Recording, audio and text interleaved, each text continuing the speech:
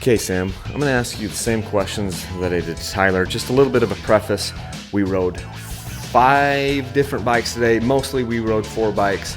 I'll kind of roll it in. It was a 250XC, a KTM 250 XC-W TPI, a Husqvarna 250i, and Tyler's 4-stroke, the KTM 250 XCF. What was your thought? I'll start off. What was your thoughts of the 2 different fuel-injected bikes? We had the Husky and the KTM. What did you notice?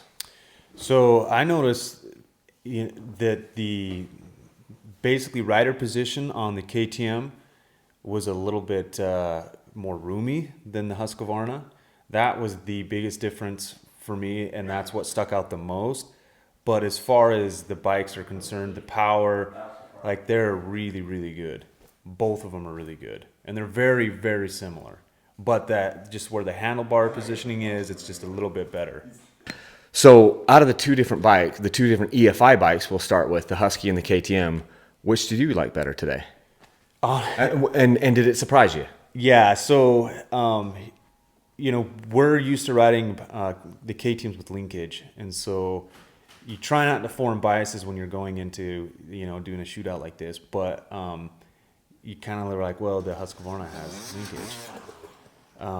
But to be honest with you, I prefer the KTM over the Husqvarna.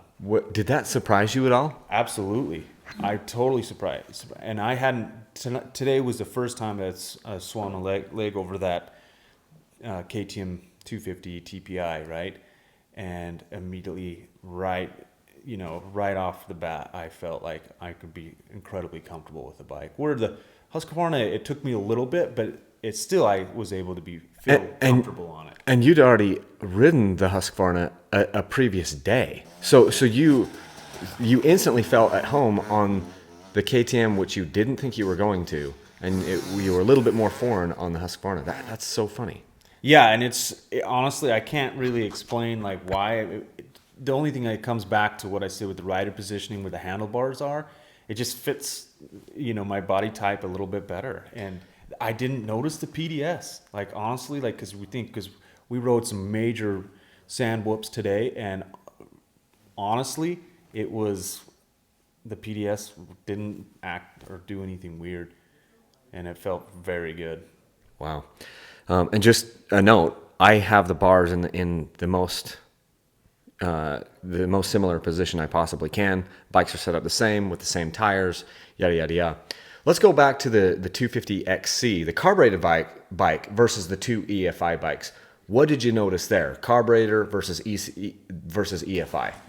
Yeah, so I spent most of the morning on the EFI bikes, and the power, it's hard to explain unless you ride them back to back, but the power, in my opinion, is more like a 4-stroke where it's very flowy and linear. Whereas but it's just the way that it revs is just a little bit different than the carbureted motor. The carbureted 250XC just had more grunt, off the bottom, where the TPI wanted to be revved more.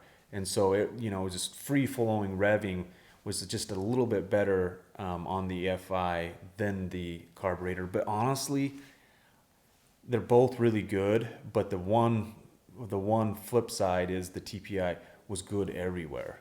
It really didn't lack anything, other than maybe you could argue that there was a little bit more pull, right off the throttle on the carburetor versus the TPI. What about the weight? We know that they have different weights. We know that the fuel-injected bikes one of them was 7 pounds heavier, one of them was 14 or 15 pounds heavier. Did you feel that weight? Which bike felt the lightest to you? Honestly, like, I didn't notice any weight difference between any of the bikes, except when I rode the 250XCF, the 4-stroke. That felt more nimble than all of them to me.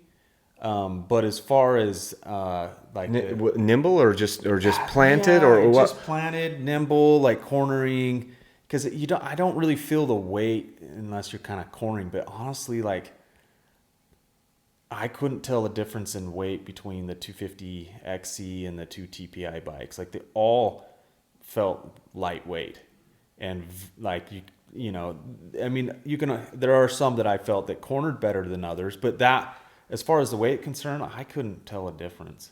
Like it didn't affect me, and it didn't bug me or anything. So Pick one of those bikes to take home, and you're gonna ride that bike for the next year. Is it gonna be the carbureted 250XC or one of the EFI bikes, knowing that you're going to need to run a wide variety of stuff? What are you picking right now? And honestly, that today made this decision of what I'm going to say way harder, because the TPIs are really good. But with that being said, if I have to choose one bike, a single bike, I would pick the carbureted 250XC. Why?